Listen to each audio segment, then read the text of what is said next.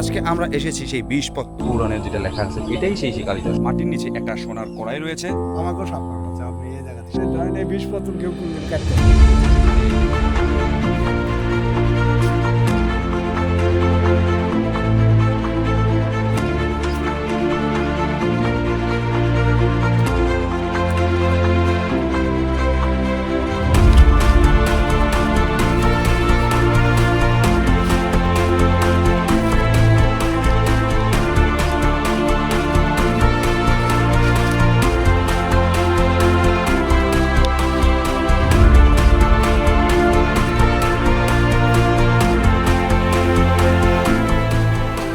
Hello বন্ধুরা, আবার একটা নতুন ভিডিও নিয়ে আমি নওশন আপনাদের সাথে, আর আপনারা দেখছেন অজানা ইতিহাস ও ঐতিহ্য।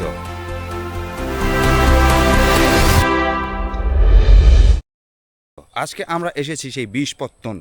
আমরা অলরেডি এখানে দাঁড়িয়ে আছি এবং আপনারা এই যে আমার পিছনে দেখতে পাচ্ছেন সেই 20 পত্তন, ওখানে একটা পতাকা উঠছে। জানি না ক্যামেরায় দেখা যাচ্ছে কিনা, মেবি দেখা যাচ্ছে। তো এই জায়গাটাই হচ্ছে গিয়ে আমাদের সেই 20 পত্তন। আশা করি এখানকার স্টোরি আপনাদেরকে শোনাবো। আমি নানা জায়গায় ঘুরে থাকি এবং ঘুরে ঘুরে পুরাতন ঐতিহ্য ও ইতিহাসের জায়গাগুলো খুঁজে খুঁজে বের করি এবং সেই জায়গাগুলো এক্সপ্লোর করি এবং আপনাদের কাছে তুলে ধরার চেষ্টা করি অজানা ইতিহাস ও ঐতিহ্য। এই কাজগুলো আমি সাধারণত মনের শখের বশে করে থাকি। এই ঐতিহ্যবাহী স্থানগুলো আসলে আমার ঘুরতে মন চায়, আর সেই জন্য ঘোরার তাগিদে যখন আমি ঘুরি তখন সেই সাথে আপনাদেরকে একটি করে ব্লগ তৈরি করে দিই, আর সেই সুবাদে আমার এই ব্লগগুলো তৈরি করা হয় ইতিহাস ও ঐতিহ্য। চলুন ঘুরে দেখা যাক।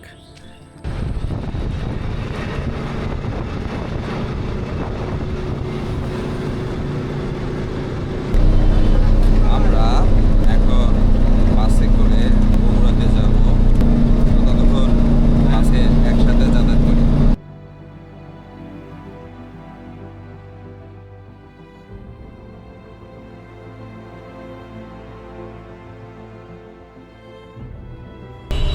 আমরা আপাতত জ্যামের ভিতরে আটকে গেছি। আমরা সময় মতো পৌঁছতে পারবো কিনা জানি না, চতুর্দিকে শুধু হর্ন আর হর্ন। বাসে ট্রাভেল করলে এই একটাই প্রবলেম, তবে বাসে স্বাচ্ছন্দ্য বোধ করি, খুব মজা করে যাওয়া যায়। বাসের ট্রাভেলটা আলাদা একটা মজা। আমার সাথে আছে আবার ভাতিজা, তো একটু টেনশনে পড়ে গেছে। আমরা এখন বর্তমান আছি বগুড়া 4 মাথা। এখান থেকে মহাস্থানগড়ের গাড়িতে উঠেছি।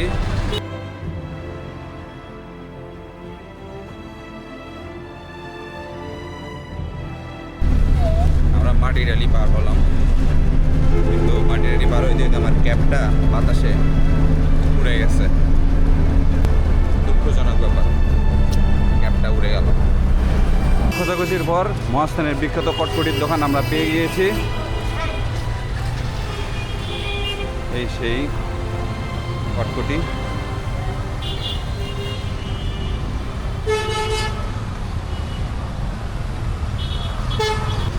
ঘিয়ে ভাজা, তাহলে আমরা কোনটা খাবো?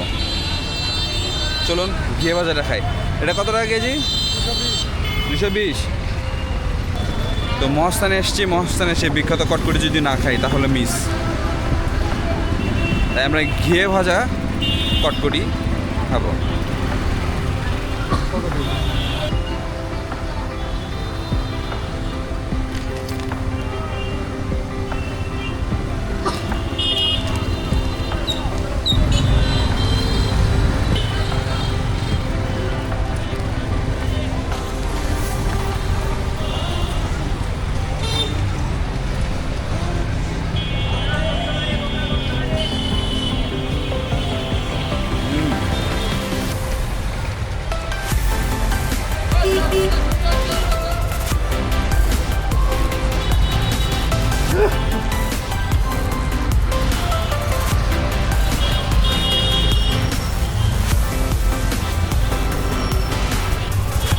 নাম কি আপনার?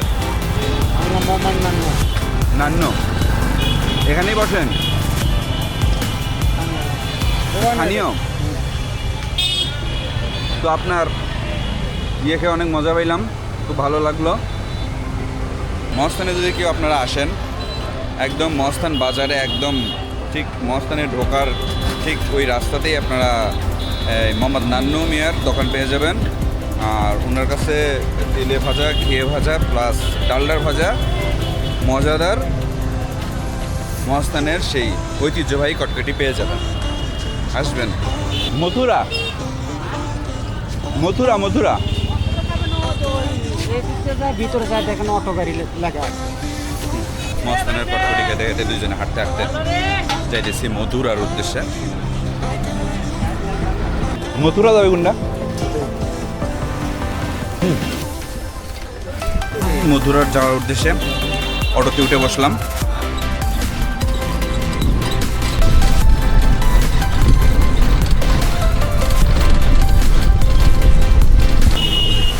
চারিদিকে শুধু সবজির চাষ।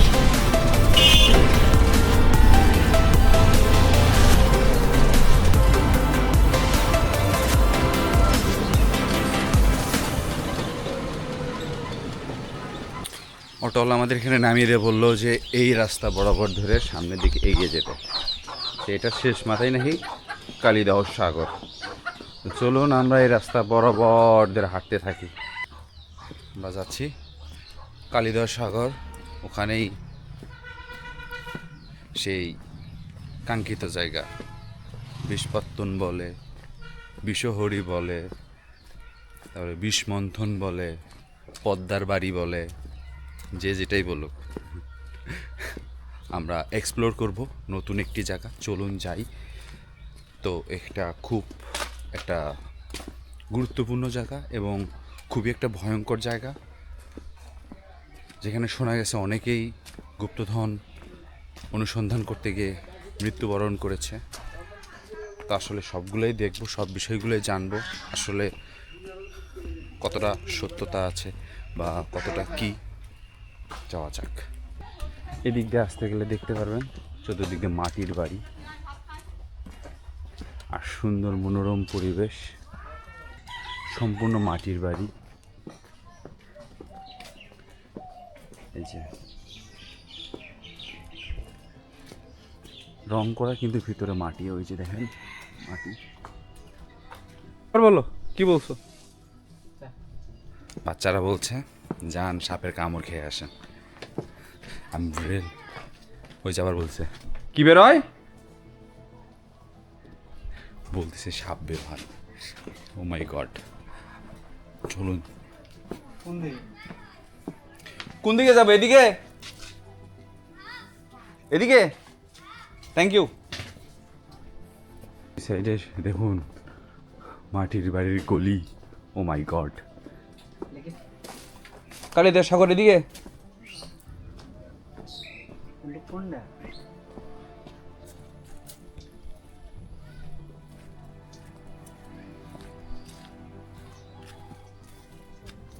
এগুলা কি?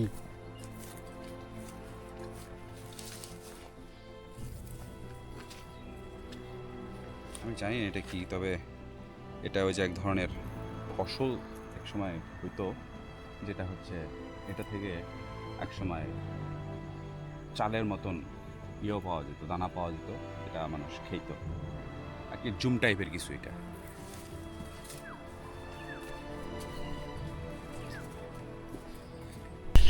ওই যে সেই জায়গা, আমার মনে হয় পতাকা যেটা লাগানো আছে, হ্যাঁ হ্যাঁ ওটাই ওটাই। এটাই সেই জায়গা।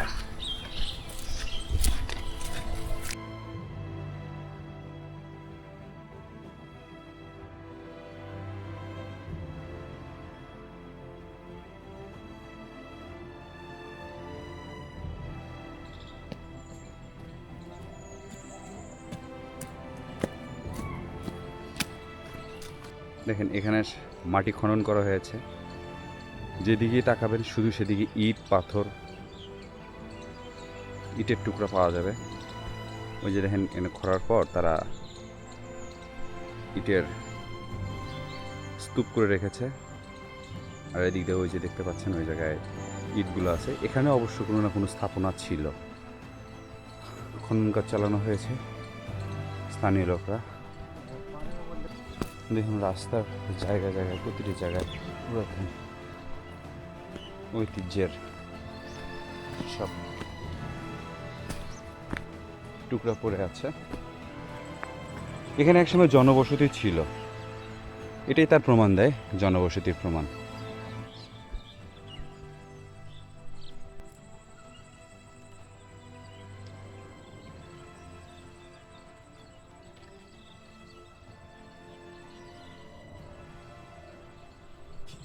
এটাই সে দেখতে পাচ্ছেন, সেই কালিদাহ সাগর। মাঠের ভিতর দিয়ে আমরা হেঁটে হেঁটে যাচ্ছি। আসলে আমরা কোনো প্ল্যান ছাড়া এসেছি।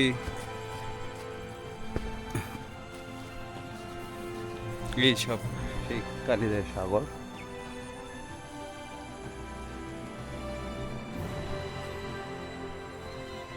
আমরা যাবো ঠিক ওই জায়গাটাতে, দেখতেছেন দুটো জায়গায় দুটো ফ্ল্যাগ উঠছে।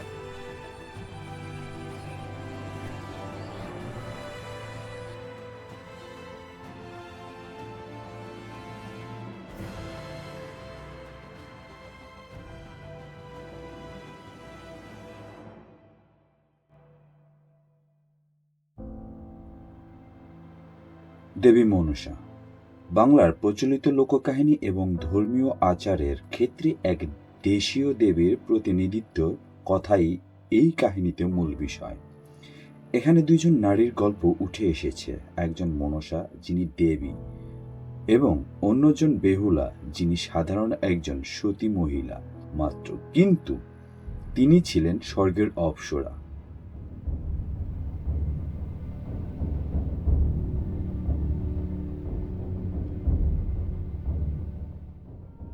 কিন্তু দুইজনই শক্তিশালী এবং সংকল্পে অটল।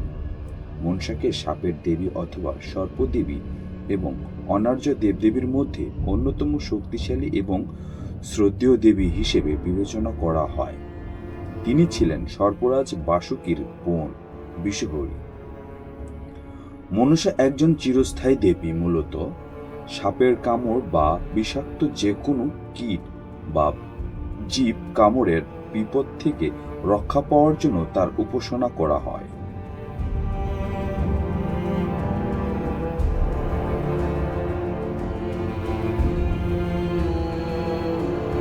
তিনি সকল সাপের বিষ হরণ করে থাকেন, আর প্রচলিত লোককথা থেকে আজকের এই স্থানে সকল সাপের বিষ হরণ বা মন্থর করে এই বিষপত্তন বা বিষমন্থর বর্তমান নামক জায়গাতে সংগ্রহ করে রাখা হতো এবং সেই বিষ একটি কড়াইতে করে আগুনে জেলে মারতেন দেবী পদ্মা।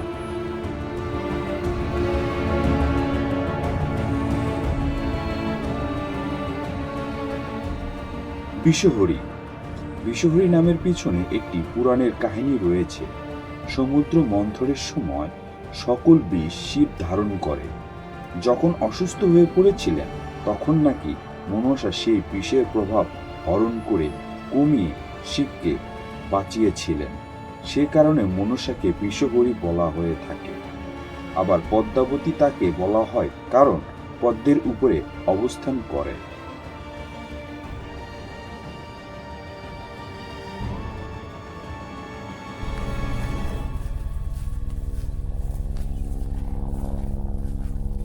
এটা তো জানেন, এটা হচ্ছে গ্যাস লাইন। আমাদের বাংলাদেশে ঢাকা থেকে উত্তরবঙ্গে যে গ্যাসের লাইনটা আসছে সেটাই হচ্ছে এটা গ্যাস লাইন। তবে এটা জনশ্রুতি আছে, যেটা সত্য কি মিথ্যা জানি না। তবে এই দিক দিয়ে গ্যাস লাইন খোঁড়ার সময় দুইটা ব্যক্তি জেদ করে তারা এই বিষপত্রের মাটি খুঁড়তে গিয়েছিল এবং যার জন্যে তাদের এখানে স্পটেই তাদের হচ্ছে নাক মুখ দিয়ে রক্ত উঠে তাদের মৃত্যুবরণ হয়েছে। তো আসলে এটা কতটুকু সত্যি কতটুকু জানি না, তবে এর আগে যারা ইউটিউবার এসেছে তারা সবাই দেখেছে এবং তাদের কাছে এলাকার লোকজন সেই স্বীকারোক্তিগুলো দিয়েছে। এটাই হচ্ছে সেই জায়গা। তো চলুন এবার হলো বিষপত্তনে সেই জায়গাটাতে যাই আমরা।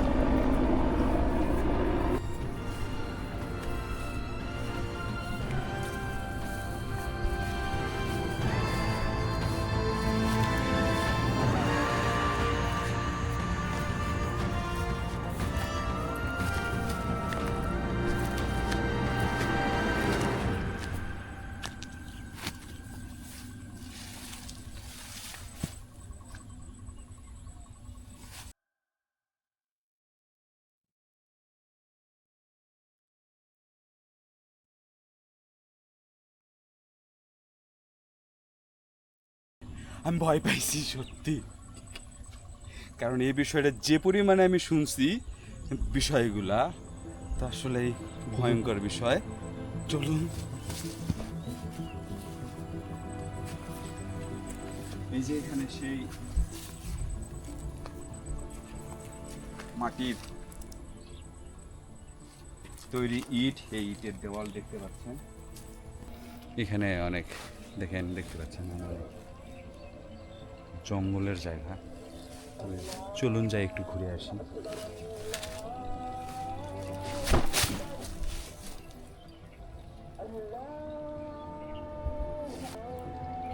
এটা হচ্ছে দেওয়াল, মাটির দেওয়াল না, এখানে মাটি কেটে সাইজ করা হয়েছে, এটা মাটি।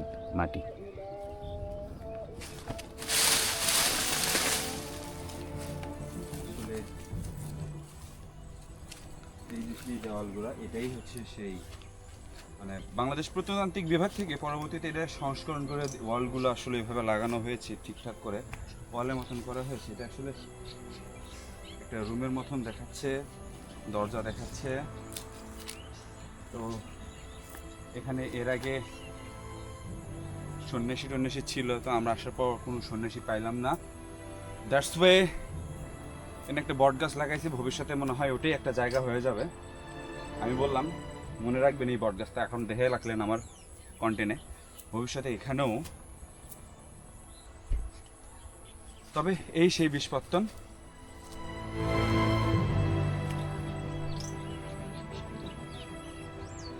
এখানে দেখুন সেই সনাতন ধর্মাবলম্বীরা এখানে সেই সরাপাষাণ, দুধ, মোমবাতি অনেক কিছু দিয়ে রাখে।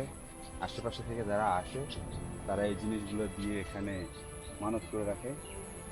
এই জায়গাটার ভিতরে নাকি মাটির নিচে একটা সোনার কড়াই রয়েছে, এবং সেই সোনার কড়াইয়ের ভিতরে মা মনসা দেবী তিনি সংগ্রহ করতেন বিষ। আর এটার ভিতরে নাকি সেই জিনিসটা এখনও মজুদ আছে, এবং এখানে অনেক ধন সম্পদ রয়েছে যেগুলো কিনা এখনও মাটির নিচে গভীরে রয়েছে, যা এখনও খনন করে বা উত্তোলন করা সম্ভব হয়নি। আমরা আজকে এই ভয়ঙ্কর জায়গার উপর দাঁড়িয়ে আছি, তো এটা আসলে বিশাল ভয়ঙ্কর বিষয়। তবে আমরা পুরোটা ঘুরে ঘুরে দেখব এই জায়গাটা। আর পাশেই দেখতে পাচ্ছেন সেই ইতিহাসের ঐতিহ্যবাহী সেই আপনার কালিদহ সাগর, এই যে পাশেই, এটাই সেই কালিদহ সাগর যেটা ধীরে ধীরে বিলুপ্তির দিকে চলে গেছে। এখন কিছু অংশ রয়েছে, এটাতেই নাকি চাঁদ সদাগর এই কালিদহ সাগর দিয়েই বাণিজ্য করতেন, যা কিনা ইতিহাসের পাতায় লেখা আছে। আমি ভাবতে পারতেছি না যেটা আজকে প্রায় একটা বিলুপ্তির পথে।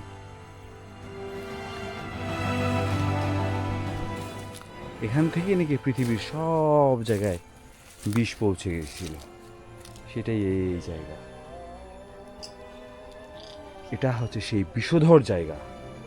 এর আগে এক ইউটিউবার দেখিয়েছিল এই জায়গায় যে খনন করার চেষ্টা করেছে, এই সেই জায়গা খনন করার চেষ্টা করেছে কিছু দুষ্কৃতীরা, হয়তো খনন করতে পারেনি, তারা চলে গিয়েছে। আসলে এটার কোনো লিখিত বা কোনো স্টোরি আমি আসলে এইভাবে পাইনি, তাই বলতে পারছি না, বা ওইভাবে কোনো গল্প বলতে পারছি না।